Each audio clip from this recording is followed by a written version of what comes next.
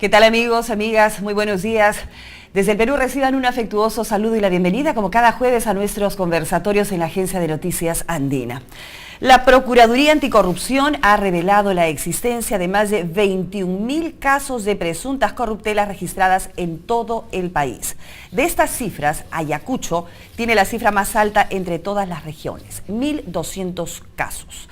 La Contraloría General de la República también ha informado que 40.037 administrativos han estado involucrados en actos de corrupción. De este total, se encontró responsabilidad penal en 9.778 funcionarios públicos en los últimos 5 años, incluyendo aquellos provenientes de las regiones. Es más, actualmente hay 3 presidentes regionales que son investigados por la justicia, en tanto que 19 presidentes de los 25 que tenemos vienen registrando denuncias también por corrupción. La corrupción es el segundo problema más importante en el Perú.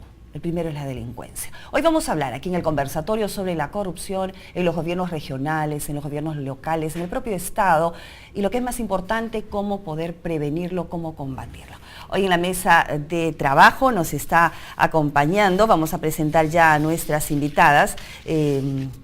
Comienzo por mi lado izquierdo, Cecilia Blondet, directora ejecutiva del Consejo Nacional para la Ética Pública. También nos está acompañando la doctora Magali Rojas Delgado, presidenta ejecutiva del Organismo Supervisor de Contrataciones del Estado, y Susana Silva Hasenbank, coordinadora general de la Comisión de Alto Nivel Anticorrupción.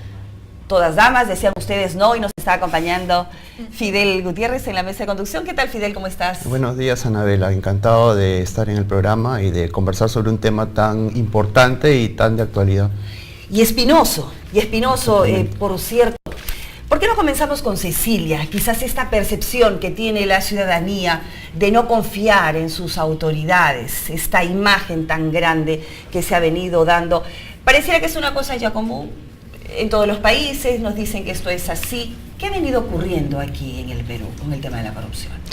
No, yo creo que si vemos, por ejemplo, algunas de las mediciones internacionales latinoamericanas, encontramos que el Perú tiene, en términos de desconfianza de la ciudadanía frente a sus autoridades, el porcentaje más bajo. Es notable a nivel de toda América Latina la tremenda desconfianza que tienen los peruanos frente a sus autoridades. ¿Por qué es eso?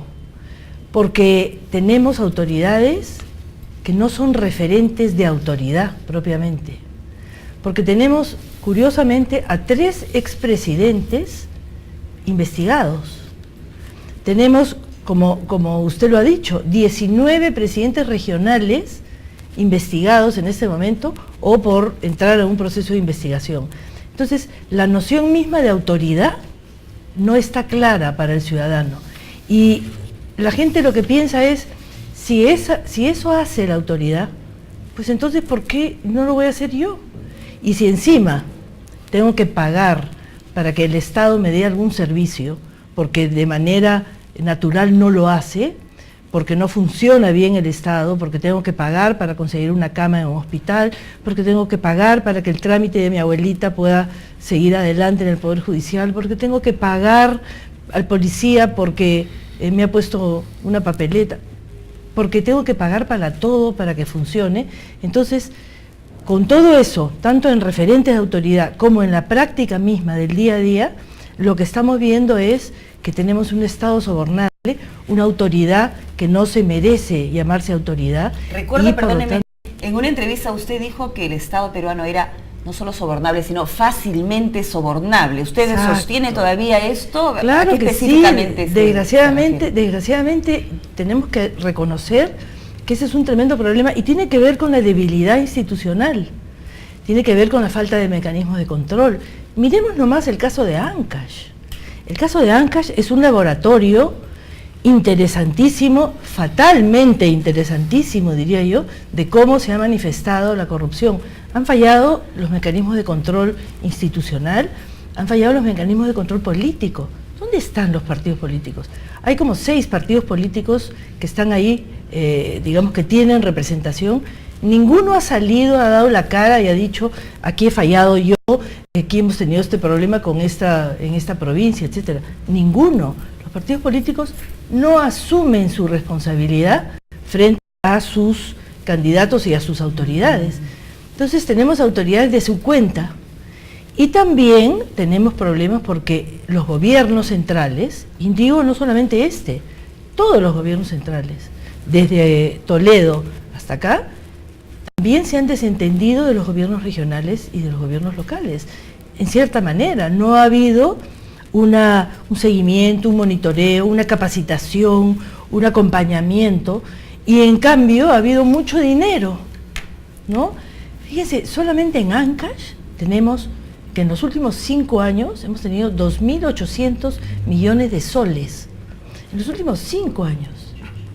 Y hemos tenido que, desperdiciados, robados, ¿a qué se refiere? Han entrado a las arcas del gobierno regional de Ancash 2.800 millones de soles.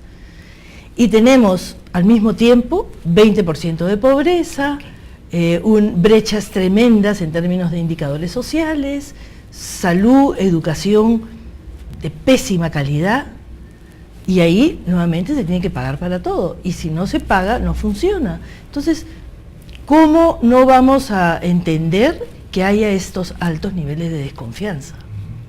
Resulta preocupante, tan preocupante como interesante el diagnóstico que usted hace, Cecilia, sobre la situación de la corrupción a nivel de los gobiernos regionales y locales. Y entonces cae la pregunta de Madura hacia las autoridades, y bueno, y que yo quisiera traducirla en una pregunta a Susana, titular de la Comisión Nacional Anticorrupción, ¿qué es lo que se viene en cuestión de atenuantes, de medidas legales para específicamente tratar el tema de la corrupción en las regiones, que es digamos la punta de lanza de este cáncer?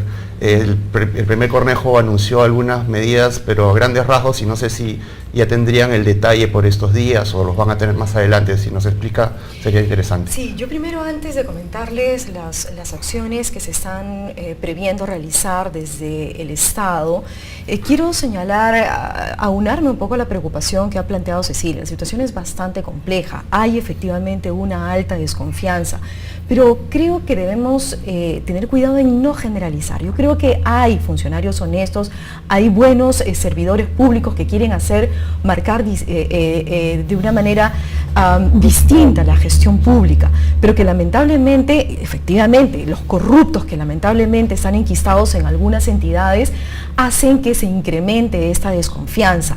Y sobre todo, de ahí también concuerdo con lo que dice ella, con la falta o la ausencia de estos mecanismos efectivos de detección, de investigación y sanción. No han sido del todo efectivos. Y creo que ahí corresponde hacer una autocrítica de manera general entre todas las entidades que participan en este proceso de detección, investigación y sanción.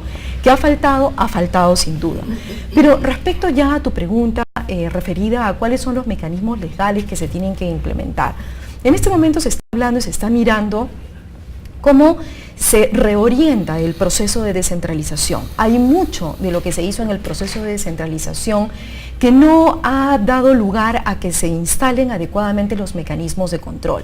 La transferencia de competencias no se dio de la manera, no se dio de la mejor manera, y hoy día estamos viendo justamente estos problemas. Entonces hay un tema que se va a abordar desde el punto de vista del proceso de descentralización que se está trabajando, pero de otro lado, como es el conocimiento público, se está planteando también el tema de la no reelección.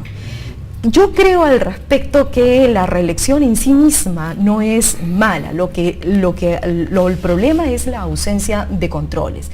Pero a lo que se refirió el Premier es que estamos nosotros en este momento revisando algunas normas relativas, por ejemplo, a lo que tiene que ver con la protección del denunciante. En este momento el Ministerio de Justicia, conjuntamente con nosotros y un grupo del sector privado, está viendo la forma de fortalecer los mecanismos de protección al denunciante. Nosotros tenemos una ley como país de protección al denunciante, pero esto funciona en el ámbito netamente administrativo. Sin embargo, en el ámbito penal no existen todavía los mecanismos idóneos y sobre todo los recursos necesarios para brindar una protección plena a aquellas personas que se animan a denunciar. Por esa razón, en la encuesta que se hizo con Proética justamente, y trabajamos juntos con ellos con Proética el año pasado, una de las razones por las cuales la gente no denuncia es el temor.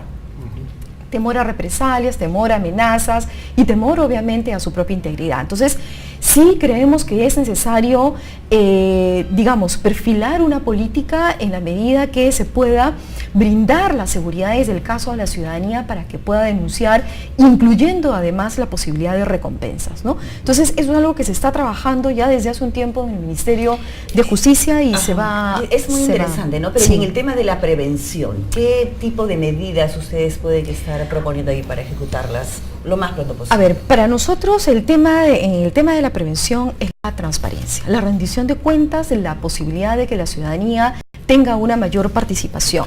En esa medida nosotros estamos ya desde hace un tiempo impulsando la creación de una autoridad nacional en materia de transparencia que creemos que va a permitir que aquellos vacíos que se dan y ausencia de sanciones por el incumplimiento de la ley de transparencia van a funcionar de manera correcta. Ahora bien, esto es todavía a mediano plazo, todavía hay que ver el tema de recursos. Estamos tan próximos a las elecciones locales y regionales, no va a comprender allí. No.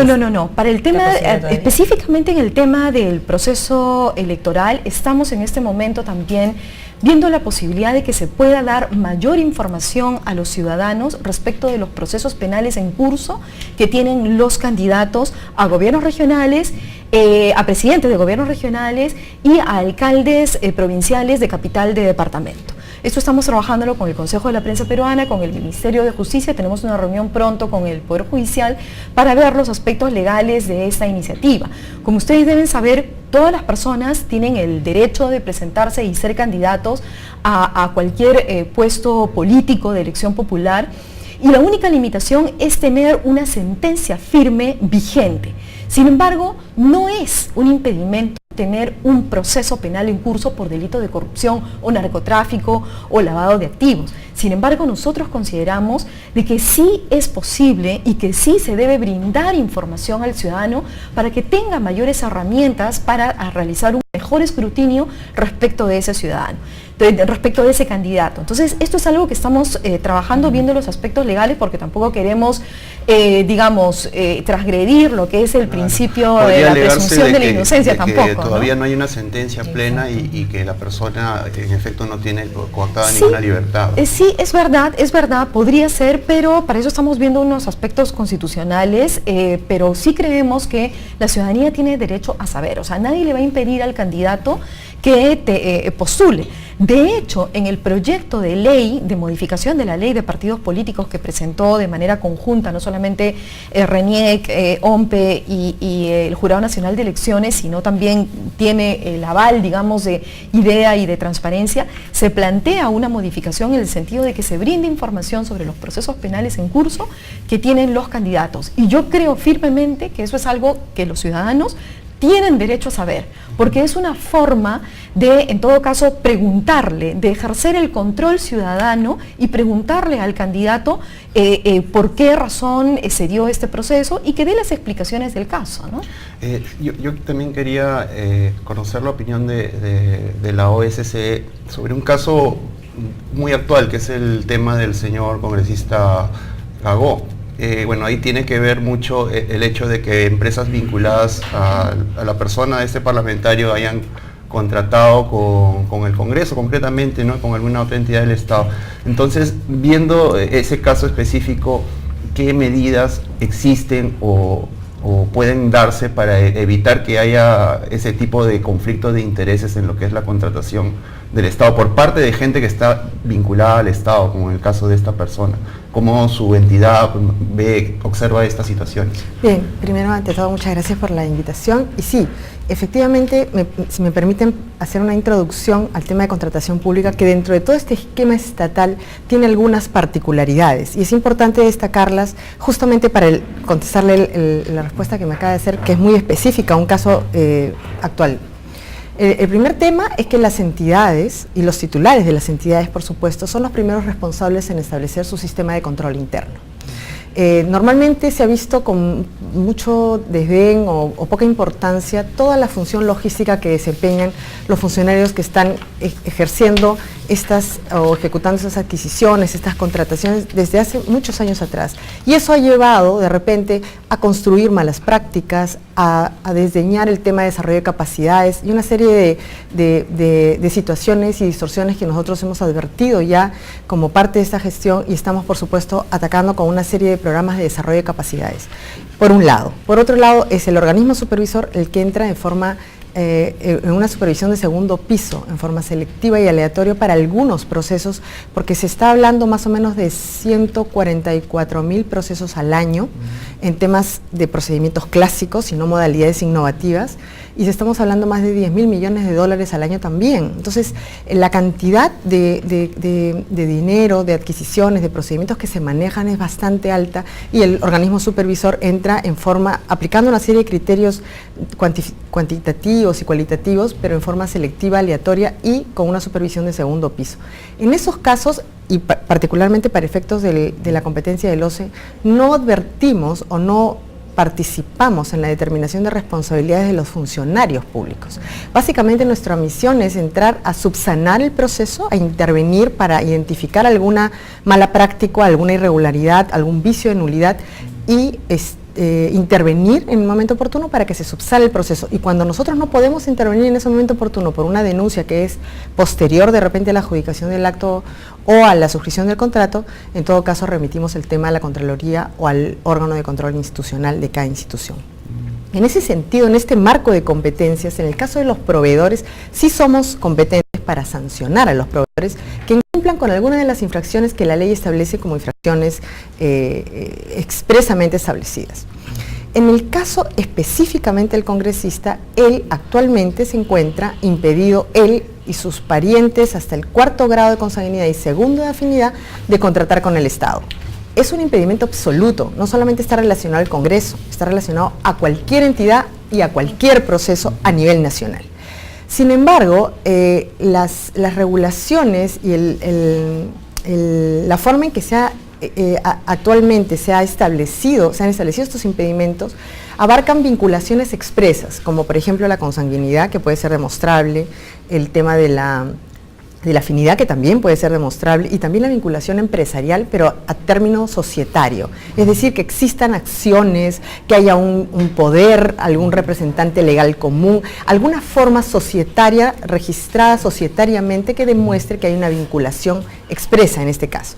Para el caso específico de HAMSA y Copidepot, la vinculación ha sido indiciaria y no necesariamente societaria, porque lo que se está utilizando son audios, testimonios de los trabajadores, algunos indicios de igual domicilio, de registros de asistencia, me parece, único para ambas empresas. O sea, son indicios que han sumado, en el caso de la Comisión de Ética, a una sanción de ética respaldada por el Pleno el día de ayer, y en el caso del OCE, para efectos de la inhabilitación administrativa, está actualmente este caso viéndose en el tribunal, obviamente con la utilización de estos indicios, pero siempre con la complejidad con las que se enfrenta el tribunal cuando hablamos de estos vínculos que no son demostrables fácilmente, ¿no? Efectivamente, que son testaferros, que son vinculaciones de negociaciones bajo o sobre la mesa. Entonces, eso es mucho más difícil de comprobar. Claro. Entonces, hablamos, discúlpame, Anabel, hablamos entonces que habría resultados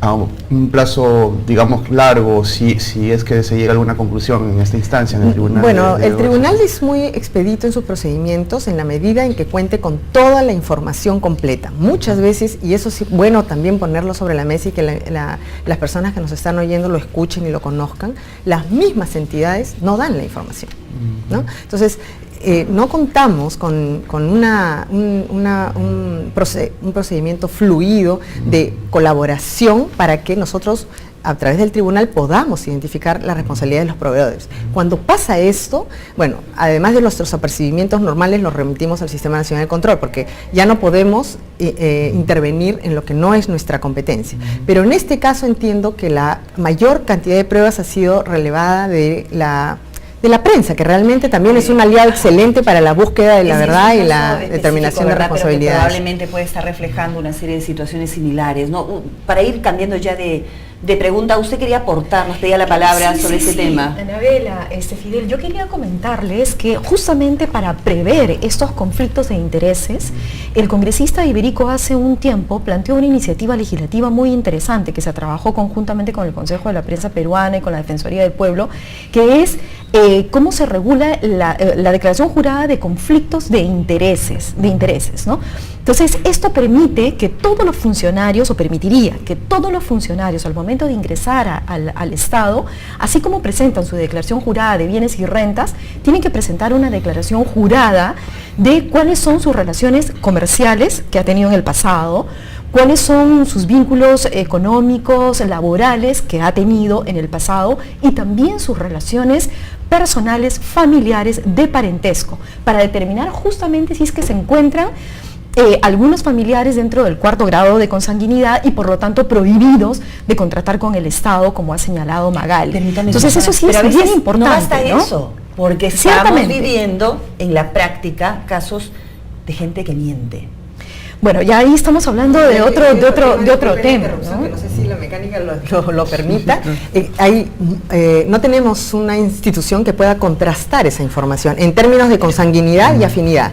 La RENIEC, la Contraloría, nos han contestado ya con oficios expresos que no cuentan con mecanismos para hacer cruce de información a nivel de consanguinidad y a nivel de afinidad. Entonces, ¿cómo poder contrastar la declaración jurada, por más declaración jurada, si no tenemos cómo verificar? A ver, Cecilia. Y hay otro elemento adicional. Estamos hablando de un personaje político que tiene un partido político importante detrás. ¿Qué dice el partido político? ¿Quién asume responsabilidades por este señor que está haciendo esa trafa para el Estado y para toda la sociedad? ¿Quién lo salva o lo acusa? No tenemos, no ha salido para nada la representante de su partido político para decir vamos a sancionarlo. Nada, lo han protegido e incluso le han dado el beneficio de la duda. Eso es tremendo. Entonces, con esto, la desconfianza de la población frente a la política aumenta, ¿no? Cecilia, eso es tremendo, nos dice usted, pero ¿cómo poder ayudar a resolver situaciones como esta? ¿Hay alguna propuesta de parte política de repente? Claro que hay muchas propuestas. Para atender este problema serísimo de corrupción, tiene que haber un paquete, una estrategia compleja, porque esto no se arregla de una forma, nada más, ¿no? Tiene que entrar la Contraloría de manera institucional y tiene que tener la capacidad para establecer mecanismos de control eficientes, no candados, porque eso hace también que la inversión, que el desarrollo de la región se atrase, se trabe. Entonces tiene que haber una inteligencia en el sistema de control. Luego tiene que haber partidos políticos que se hagan cargo. Tenemos que tener una ley de partidos políticos que exija y si no que sancione al partido político que no está respaldando, que no está revisando su lista de candidatos y luego haciéndose cargo de ellos. Y que sancione quitándoles la posibilidad de salir. ¿Cuál es la peor sanción para un partido? El que no tenga después capacidad para ponerse en las elecciones, ¿no? Para competir. Bueno, que se les castigue. Luego, los mecanismos ya hablamos de control. El Ministerio Público, por favor. El Ministerio Público ha hecho de las suyas en el caso de Ancash y todavía tenemos al ex fiscal de la Nación y al fiscal de la Nación muy cuestionados, pero que no vemos que estén apareciendo y dando explicaciones. Eso afecta a la autoridad del Estado, afecta a todos. Entonces es importante que cuando hay este tipo de acusaciones, la gente salga de explicaciones y se someta a la justicia. Bien, nosotros vamos a continuar, nos están indicando ya que hay que ir a una pausa. Seguimos aquí en el conversatorio, no se muevan, volvemos.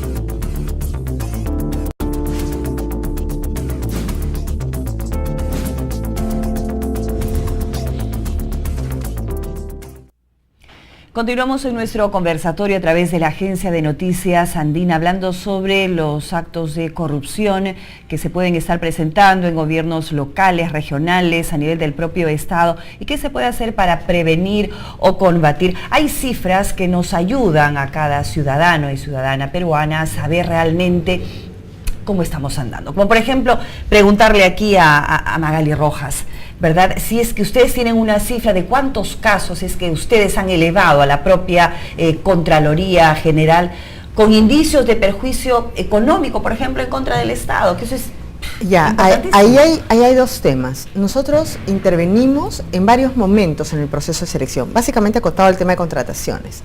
Cuando lo hacemos a través de acciones de monitoreo, que son de oficio, nuestra intervención empieza con la convocatoria del proceso, que es transparente, que es pública y se hace a través de una plataforma electrónica. Ahí tenemos la oportunidad de ir corrigiendo el proceso, las bases, porque podemos identificar direccionamientos técnicos o sobrevaloraciones. Y tenemos la facultad de poder, con un oficio, decirle, apercibir a la entidad y identificarle todas las observaciones que hemos podido advertir de las bases y apercibirlos a que los vamos a suspender si no las corrigen. ¿Tienen una cifra en ese momento de cuántos casos? Los bloqueos o suspensiones no deben superar más del 10% de los casos que nosotros intervenimos. Normalmente en este monitoreo de oficio tenemos más de un 68% de efectividad. O sea, ahí el tema no es el problema. Yo creo que el problema surge cuando recibimos denuncias medias extemporáneas, y ahí permítanme hacer un alto, porque en el tema de contrataciones hay un ingrediente que no tuve oportunidad de explicar en el bloque anterior, que es muy importante y que tiene que ver con el empresariado. El empresariado es uno de los actores del mercado de compras públicas y juega un rol distinto. Primero porque muchas veces está enmarcado en una guerra comercial, ¿no? Hay empresarios que siempre están compitiendo para conseguir el contrato del año respecto a la entidad. Y en esa competencia, a veces, bueno, independientemente de los actos de corrupción, que como dice Susana, pueden estar acotados a un porcentaje de repente grande, importante, pero no integral, también existen estas denuncias que en su mayoría nosotros identificamos como más o menos 58% de las denuncias que se presentan en los que son infundadas. ¿Y por qué son infundadas? Porque resulta que lo que quieren es uno pelearse con el otro e interrumpir su posibilidad de lucro, de ganancia en determinado contrato, y lo único que están haciendo es retrasar la satisfacción de las necesidades por parte del Estado a los nacionales, a las poblaciones objetivos a las que se deberían dirigir todos estos procesos. Entonces, ahí hay un tema que hay que tomar en cuenta también, que es muy importante, y lo hemos levantado el otro día inclusive en la sesión de la CAN, a propósito de la necesidad de acciones concretas por parte de los gremios empresariales, de decir, hasta aquí, o estamos de un lado o estamos del otro. Nosotros, por parte del organismo supervisor, hemos iniciado campañas, básicamente con las cámaras de comercio, por si acaso, no con otros gremios, y a partir de la sesión de la CAN estamos tratando de reorientar nuestra campaña, porque ya hemos visto que hemos tenido acogida con FIEP, con la Sociedad Nacional de Industrias. ¿En qué sentido? En tocar en la puerta y decirles, vamos a aliarnos a luchar contra la corrupción, porque si no te alias conmigo, entonces quiere decir que no estás luchando contra la corrupción, estás del lado de la corrupción. ¿Y cómo es esa lucha? Ok, yo te doy información, oportunidades de negocio, porque tus agremiados así lo requieren, pero tú también me tienes que dar algo, me tienes que dar desagremiación, que es una acción concreta. ¿Qué gremio quiere tener incluido a una empresa que falsificó documentos? En nuestros porcentajes de sanciones, la sanción top, dentro de todas las sanciones que el tribunal resuelve, es la de presentación de documentación falsa. Eso representa el 58% de todas las sanciones que el tribunal resuelve. Es demasiado. Eso debería hacerse público, ¿no? Está público. Nosotros tenemos un observatorio. Exacto. ¿No? Lo que hacemos es todos los meses o todas las quincenas difundirlo, pero a veces es un poco complicado el tema porque realmente es mayoritario. Entonces, las empresas o los gremios empresariales deben asumir un rol un poco más activo, ¿no? Que decir, sí, pues los funcionarios públicos son corruptos. Efectivamente, pero yo creo que hay un tema de corrupción de ida y vuelta, por lo menos en el tema de contrataciones, ¿no? Entonces, hay acciones que nosotros requerimos y que estamos buscando también hace tiempo por parte del empresariado en ese sentido, ¿no? Claro, ha habido compromiso de parte de CONFIEP y de algunos otros gremios empresariales, concretamente con la Comisión de Alto Nivel Anticorrupción, pero sí. Y desde hace tiempo usted ha hablado incluso de ha resaltado esa participación que anteriormente, en décadas pasadas, no se daba tan manifiestamente, pero parece que no es suficiente la participación y de repente se requeriría de algún compromiso más concreto para evitar las situaciones que se señalan, por ejemplo, de la OCE.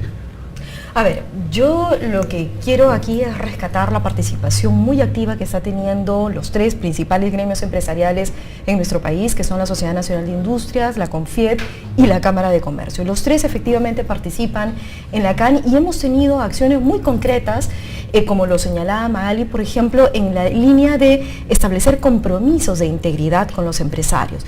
Y justamente en el seno de uno de estos compromisos de integridad, en el ámbito de la salud, que es tan compleja, es que se pudo advertir, precisamente por la información que brindaron los empresarios, se pudo advertir que una empresa muy conocida estaba falseando información relativa a una medida cautelar e iba a perjudicar al Estado por un monto de 30 millones de soles. Afortunadamente se tuvo conocimiento de este hecho en un momento oportuno y se paró todo, las personas han sido sancionadas, en fin, sería largo comentarlo, pero quiero resaltar que sí existe ese compromiso. Que falta más, sin duda, pero también falta más de todos los actores. El fenómeno de la corrupción es algo sumamente complejo y que no se puede abordar solamente desde la sanción o solamente desde la prevención. Es algo que requiere de distintas medidas en cada uno de estos ámbitos. Por ejemplo, el tema de conflicto de intereses, el tema de cómo evitar, por ejemplo, rendiciones de cuentas, cómo se efectúa un mayor control, cómo se fortalecen las oficinas de control interno, que no es lo mismo de control institucional, que lamentablemente no existen conformados los comités o están bien instaladas los mecanismos de control interno dentro de las propias entidades, y eso también lo ha resaltado mucho el Contralor. Entonces, ¿cómo hacemos que esta institucionalidad que nos hablaba Cecilia al principio funcione de manera adecuada? Entonces, tiene que haber. Que tienen que haber procedimientos mucho más sencillos, tiene que haber. Pero que tiene que haber un compromiso de parte de la ciudadanía, de parte de la sociedad civil organizada y de parte del sector empresarial, por supuesto que también tiene que haber. Entonces, yo lo que les diría y que quiero rescatar en este momento es que yo encuentro que hay magníficas voluntades en este momento. Está el OCE con una persona, Magali, que la conozco además desde la universidad y que sé que es una persona sumamente honesta. Está Cecilia en Proética, están, en fin, todos los titulares que participan del sector privado y otros tantos que participan en la CAN, pero hay que ver cómo eso aterriza en el ámbito operativo. ¿Y las potestades están bien dadas? ¿Hacen falta más potestades? ¿Qué nos dice Magali? Yo creo que lo que necesitamos, estamos en un momento, y es justo lo que decía Susana, las situaciones de crisis no necesariamente siempre son situaciones negativas, pueden constituir una gran oportunidad. Y creo que la gran oportunidad también sea constituida por las voluntades que tenemos todos los actores que formamos parte, no solamente de la CAN, sino de las diferentes instancias que intervienen en este tema. Al respecto, me parece importante destacar dos elementos. Uno, estamos frente, por lo menos en el tema de contrataciones, en el tema de la reforma de la ley de contrataciones, que entiendo esta semana se está presentando al Congreso, que incluye una serie de cambios de simplificación de procedimientos, por un lado sí, y por otro lado de mejoramiento en la detección de los casos. Creo que hay una parte vacía, que es la que está vulnerable, que es la que está fallando, porque las sanciones, por lo menos respecto a los proveedores, inclusive a los funcionarios, hay inclusive un reglamento de sanciones especiales que la Contraloría puede imponer en determinación de responsabilidad de funcionarios públicos, me parece que es adecuado, que ya son sanciones bastante drásticas. El tema es el mecanismo de detección, llegar a determinar la responsabilidad, y estos son casos en los que necesitamos conjunto de voluntades, ¿no? Eso es por un lado. Y el otro lado que no se puede perder de vista es también dar herramientas y desarrollo de capacidades a las personas que están relacionadas a esta función logística, que, como decía, ha sido normalmente echada de menos, pero que ahora representa ya un problema, un control de riesgos, porque maneja mucho dinero, en el caso de algunos gobiernos regionales, muchísimo más que en otras entidades del gobierno central, inclusive al año, y que requieren no solamente de desarrollo de capacidades, nosotros tenemos varias líneas respecto a ese tema, varias líneas estratégicas, sino también de una certificación, que los registre, que los tenga observados en un grupo élite, un grupo específico, y que estas altas rotaciones por parte de las votaciones cada 3 años en los gobiernos regionales, en los gobiernos locales, inclusive en el gobierno central también hay mucha rotación, pues se reduzca el riesgo, porque se va a controlar a este grupo de funcionarios. Nosotros ya tenemos casi 7.000 y pico, 8.000 funcionarios certificados, a los que vamos a definirles perfiles y mallas curriculares de tal manera que todos sepamos quién tiene que ejecutar qué cosa, quién va a ser competente para ejecutar de repente procesos de gran envergadura, otros de más simples, y vamos a tener la posibilidad de diseñarles puntajes en la medida en que estén metidos o involucrados en un procedimiento que haya sido nulo, que haya sido cuestionado.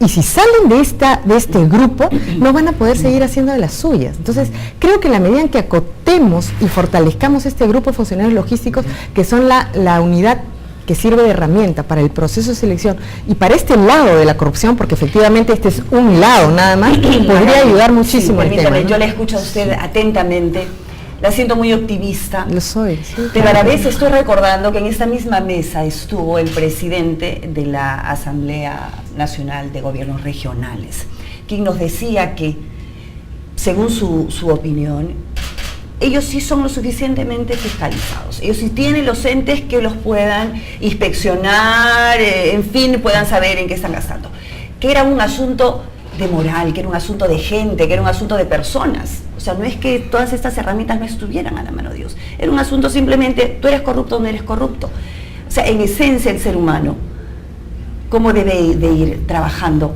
esa parte? ¿No? Usted nos habla que están calificando una serie de... La certificación, ojo, que va a ser profesionalización, ¿no? Entonces, el tema ético y moral es bien difícil. Dudar un poco allí, ¿no? ¿Cómo garantizar esa... Cecilia quería hacer una acotación al respecto de lo que hablábamos del sector privado, ¿verdad? Exacto. ¿Qué nos Yo quiero, vas a decir? bueno, Oye, sí, pero que responda un poquito luego Claro. un poco lo que estoy diciendo. Disculpa. Solo un Porque detalle, es solo eso, ¿no? Solo un detalle Bueno, con la vamos apreciación mal. del presidente de asambleas de los gobiernos regionales, que me parece que es el presidente regional de ICA, ¿verdad? Sí, que está recientemente, hace unos meses, como Bien, coordinador allí. sí, bueno, a mí esas cosas, sus manifestaciones, me imagino que están desde la óptica de quien defiende el proceso de regionalización, ¿no? Nosotros tenemos un montón de información que contrastamos con esto. Primero, no es que los mecanismos no existan, efectivamente existen, de repente requieren ser fortalecidos, me parece, y este mecanismo de detección mucho más todavía. ¿Por qué? Porque las fiscalías, los órganos de control institucional, la policía, a nosotros nos requieren análisis de los casos, información especializada, porque estos temas básicamente de contrataciones son temas muy técnicos y no necesariamente están preparados para ir con el detalle. Pero particularmente quiero una nota a pie de página antes de darle pase a Cecilia, que sé que hace rato quiere comentar y me parece valiosísima siempre su opinión. El tema del gobierno regional ICA, por ejemplo, nosotros tenemos un programa de acompañamiento en el que el año 2012 intervenimos en 10 entidades y en el 2013 quisimos intervenir en 10 gobiernos regionales. Uno de los gobiernos regionales que no aceptó nuestro programa de acompañamiento fue el gobierno regional ICA. Entonces, hay que medir un poco las palabras también de cómo vienen, porque este programa de acompañamiento es la identificación de una entidad que puede tener cierto riesgo mayor respecto a otras, de acuerdo a nuestras estadísticas, y que además tiene dentro identificado un paquete de procesos materialmente, cualitativamente importantes que nosotros queremos acompañar, no cogestionar, sino acompañar para darles herramientas, mira las opiniones de acá, esto puedes resolverlo de esta manera, etcétera. Ese tipo de programa, cualquier entidad que quiere hacer las cosas bien, nos tocaría, es más, nos tocan la puerta para pedirnos, inclúyenos en su programa, ¿no? Que bueno, con la capacidad operativa que tenemos es reducido a 10 entidades por año, ¿no? Pero en el caso del gobierno regional ICA fue rechazada nuestra propuesta. Entonces, hay que ver un poco sobre la base de todas las estadísticas que tenemos y que maneja no solamente el OCE, ¿no? Que maneja la Contraloría, que maneja todas las instituciones que están involucradas en este tema para ver un poco bien el bosque, ¿no? ¿no? No solamente un árbol, ¿no? Sí, no, venía a colación también por la pregunta que hiciste en relación al aspecto moral, ¿no? Y creo que en el Estado las cosas están muy claras porque hay regulación, hay normatividad, pero en el sector privado, ¿cómo manejar eso? Y directamente el tema tendría que tocarlo usted en esta mesa porque Proética de alguna manera está más vinculado a lo privado que a lo público, ¿verdad? Bueno, un poco, creo que vamos un poco con los dos. Mira, sobre lo último que estaban hablando, nadie quiere control, y menos un presidente regional que se siente rey. Entonces, ¿qué van a querer control? Por supuesto que van a renegar y que van a despotricar y rechazar cualquier mecanismo de control y van a tratar de evadirlo además. Entonces, yo creo que es muy importante que existan mecanismos de control viables, no exagerados, porque muchas veces, justamente frente a la actitud totalmente decidiosa ante el control, lo que se suele hacer es poner más control todavía y más candados, lo que hace que la gente simplemente los deje de lado, ¿no? Entonces, eso lo vemos, por ejemplo, en las multas. Muchas veces tenemos unas multas altísimas, la gente no paga las papeletas, porque tiene unas multas altísimas, pero en realidad lo que deberíamos ver es que pague la papeleta y que la multa sea mucho menor para que efectivamente sea viable, ¿no? Eso por un lado. Por otro lado, en cuanto a los empresarios, yo creo que ese es un tema muy nuevo. No teníamos empresarios interesados en la marcha de la acción pública y en el Perú hasta hace muy poco. Esto es una novedad. Los empresarios están reencontrando a su país y reencontrando la complejidad del Perú. Entonces, es muy interesante ver, por ejemplo, cómo, como dice Susana Silva, participan en la Comisión de Alto Nivel Anticorrupción la Sociedad Nacional de Industrias muy activamente, la Cámara de Comercio de Lima y la CONFIEP. Pero mi pregunta es, ¿los gremios tienen capacidad de acción para sus agremiados? Yo creo que no. Todavía no, los gremios no tienen fuerza, ni tienen capacidad de ejecución de sanciones o de investigar y de proveer de información, porque a las grandes empresas y a sus agremiados casi como que no les interesa tampoco. Entonces, este es un proceso, comenzamos a tener una actitud mucho más proactiva del sector privado, cosa que hay que felicitar realmente, pero lo que hay que pedirles es que fortalezcan sus instituciones. Sí, pues, así como, ¿no? Hay incluso en estos últimos casos de corrupción en gobiernos regionales, empresarios detenidos por vínculos directos en cuestión de pago de soborno. Tenemos Exacto. El caso de Ancash, en el caso de Cajamarca también, ¿no? ¿Qué hacer al respecto? Usted dice que no hay todavía esos mecanismos, y ¿a quién correspondería? ¿A ellos mismos establecerlos o de repente vía una normatividad específica legal? No, les corresponde a ellos establecerlo, porque justamente, ahora lo interesante es que ya se están preguntando eso. ¿Cómo podemos hacer para intervenir? Pero ya lo están implementando. En el caso que Susana menciona, de la empresa, lo desagremiaron. Claro, la desagremiación no es una sanción económica, punitiva, pero sí moral. O sea, es un asunto de reputación, por eso, imagen, ¿no? Por eso digo, se están preguntando y en algunos casos ¿no? ya están haciendo, ¿no? Por ejemplo, en conversaciones con gente de la Comisión de Integridad de IPAE y de Perú 2021, hay una tremenda preocupación muy importante sobre cómo actuar, cómo participar, cómo intervenir para atenuar y para reducir los riesgos de corrupción.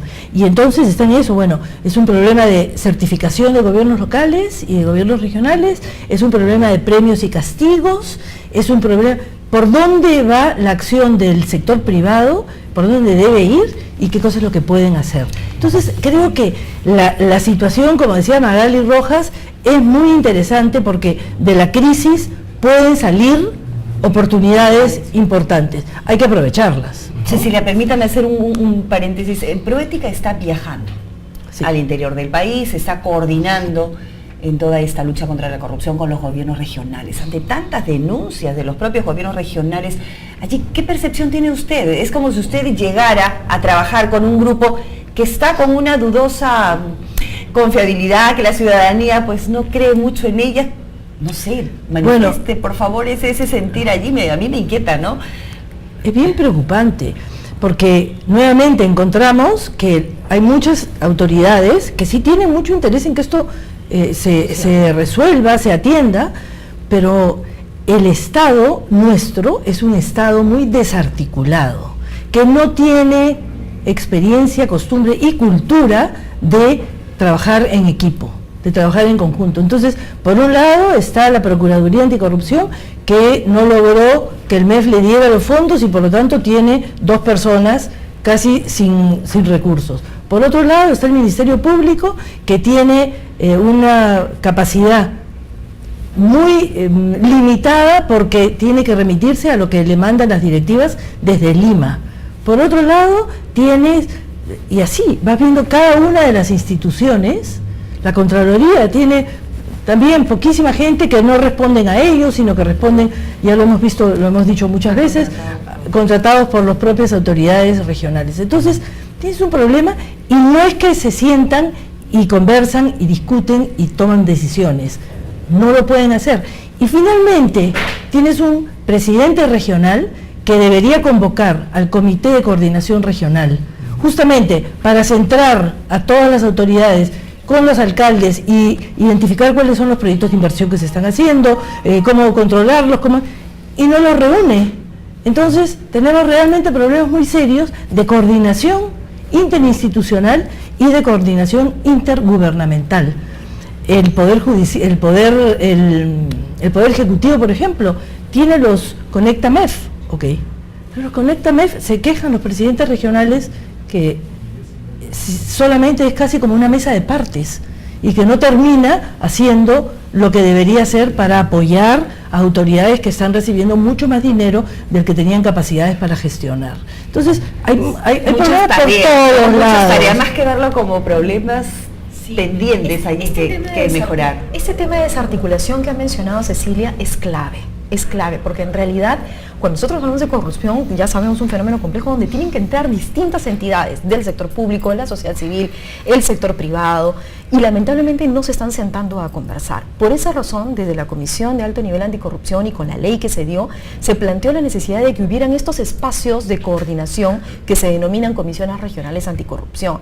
Sin embargo, efectivamente algunos presidentes regionales no lo implementaron en su momento y ahora, bueno, estamos cambiando nosotros la estrategia de manera de acompañarlos, nosotros desde Lima, algunos procesos para ver cuáles son esas necesidades. Sentarnos en una mesa como esta todos y decir, bueno, ¿qué está pasando en el Ministerio Público? ¿Qué está pasando por Judicial? ¿Qué está pasando en Contraloría? Y la sociedad civil, ¿cómo se puede articular? Entonces, ahí salen los temas, pero ahí también hemos advertido la enorme carencia de institucionalidad de cada una de las entidades encargadas de luchar contra la corrupción. O sea, no es posible que hayan, en el tema de la Contraloría, personas que son contratadas por la misma entidad con lo cual se viola un poco el tema de la imparcialidad, pero también que una Procuraduría Anticorrupción que tiene que batallar duro, no puede tener un abogado 500 casos, pues, ¿no? O sea, eso es inmanejable. Entonces, tienen que haber más procuradores, más fiscalías anticorrupción, se nos viene un proceso electoral.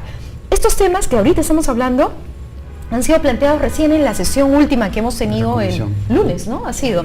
El lunes hemos estado a las 3 y hemos planteado la necesidad de que se fortalezcan las entidades al interior del país, pero también que se potencien la posibilidad de que haya una mayor articulación. Sin coordinación vamos perdiendo, ¿no? Los partidos políticos no tienen representantes en la Comisión de Alto Nivel Anticorrupción. En algunos casos sí han participado y yo soy de la idea de que deben participar porque ese control político, esa participación política, voz política, impulsan en algunos casos. Por ejemplo, en el caso de Ancash, Modesto Julca ha estado impulsando, ha estado persiguiendo, ha estado detrás. Entonces, sí queremos ver con en algunos lugares, algunos congresistas que de hecho han venido, a tocado la puerta y decir, oye, yo quiero participar, y a mí me parece importante, ¿no? Yo creo que sí sería interesante.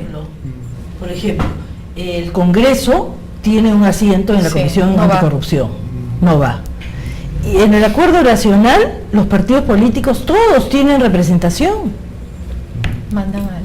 Mandan a personas que probablemente no tienen capacidad de decisión y luego no pasa nada. Entonces, ¿para qué vamos a incluirlos en este tipo de instancias. La pregunta iba precisamente porque estamos en una etapa ya electoral y los ojos de todos van hacia los partidos cuando vemos casos de congresistas que incurren en actos indebidos. Entonces cuestionamos con razón por qué no hubo un filtro previo, no solamente nosotros como electores, sino en quienes lo postularon a los cargos que están ocupando.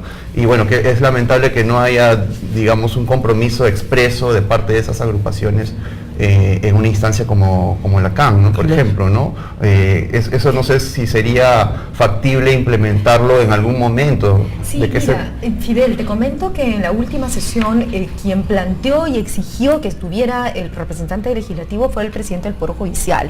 Lo dijo de una manera reiterativa y el Premier ha tomado nota y vamos a convocarlo, porque hay muchas de las cosas que se trabajan al interior de la CAN que tienen un correlato normativo, como el tema de de conflicto de intereses, o el tema que ha mencionado Magali respecto de la nueva normatividad, el nuevo esquema de contrataciones, donde sí necesitamos un respaldo del brazo legislativo para que poder impulsar estas medidas. Perdón, Susana, ¿cuántos proyectos de ley se han presentado por la CAN que han sido aprobados en el Congreso? 4, se han presentado como 15 y se han aprobado 4. Se han presentado 8 y se aprobaron 4.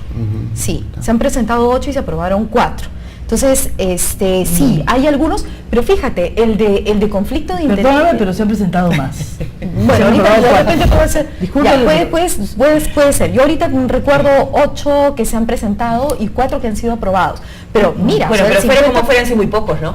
Sí, de los que necesitamos, digamos, de los que necesitamos. Cosas, ¿no? A ver, yo soy más o menos visitante frecuente del Congreso por todos los casos que manejamos en el organismo para informar, por supuesto, de la... Visitante inevitable. Más o menos. Y he ido a la Comisión de Fiscalización, la de Economía, a grupos de trabajo, etcétera. Y realmente hay una sensación de queremos hacer cosas, o sea, nos están reclamando.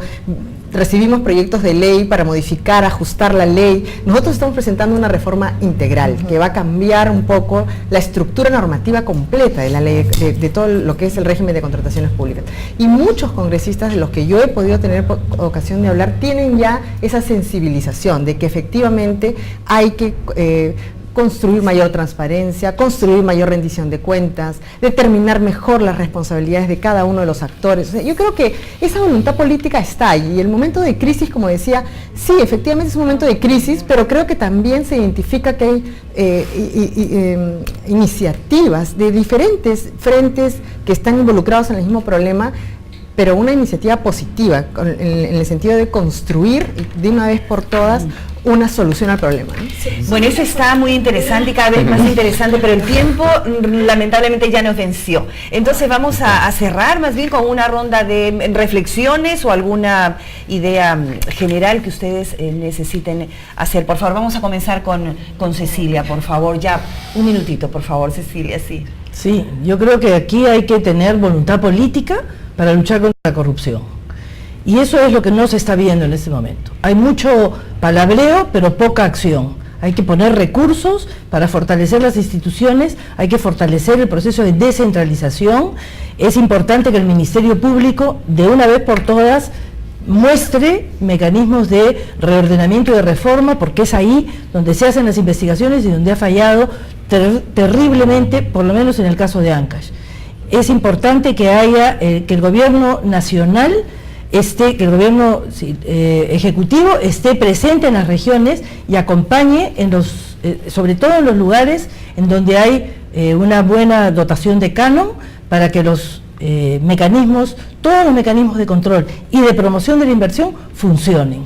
Creo que mientras no tengamos eso, y tenemos que además pedirle al sector privado que efectivamente continúe con esta iniciativa, este interés, y que lo concrete en medidas muy específicas para reducir también los riesgos de corrupción. Pasamos con Susana. Sí, quiero antes de cerrar todo este interesante conversatorio, precisar que las normas, efectivamente la CAN presentó una agenda normativa tolerancia cero a la corrupción, que está compuesta por 20 normas, pero no son elaboradas todas por la CAN. Lo que hemos hecho es recoger toda la normativa que es necesaria plantear, que ha sido presentada por la Contraloría, por el Poder Judicial, ¿no? Pero de estas efectivamente son solamente 4 las que han sido aprobadas y todavía hay una labor pendiente.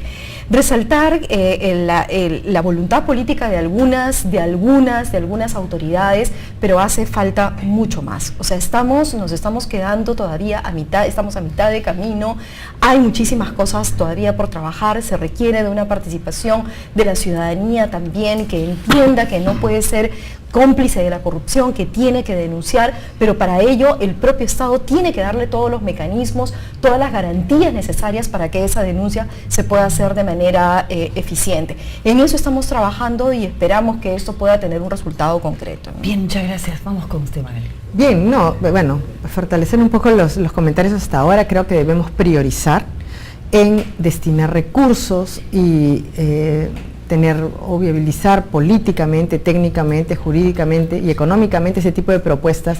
Por ejemplo, la reforma está entrando esta semana, además de otras leyes que también forman parte de un paquete de reactivación económica en el Congreso.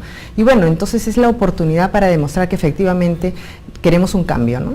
Y todos los actores que formamos parte de él, pues, de acuerdo a nuestras competencias, tenemos que no dar el 100, sino el 200% si es necesario para que ese cambio se realice. Bien, muchas gracias. Este gran llamado que se hace a través de esta mesa de conversaciones para sentirnos todos parte de esta lucha contra la corrupción, a veces me lleva a pensar, Fidel, y aquí ya cerraríamos con alguna conclusión tuya también, en que el ciudadano de a pie parece no estar entendiendo en la práctica realmente qué significa cuando uno se vuelve también cómplice de la corrupción.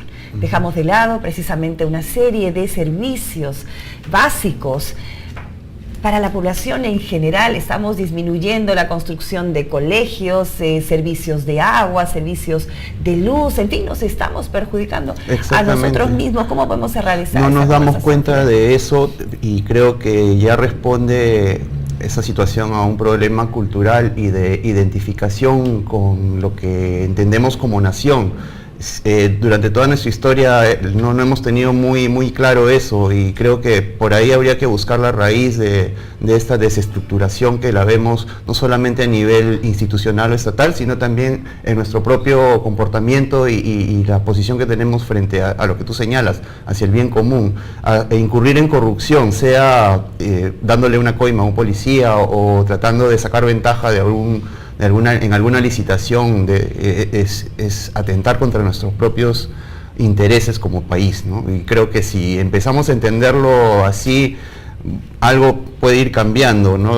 Tratemos de evitar dañarnos a nosotros mismos, no ser tan autodestructivos como lo hemos sido, creo, en casi toda nuestra historia republicana y más. Bueno, interesante forma de cerrar ese conversatorio. Muchas gracias a ustedes también por acompañarnos, a nuestras invitadas, por todo el tiempo que nos han dado también. Será hasta un próximo conversatorio el siguiente jueves. Buenos días.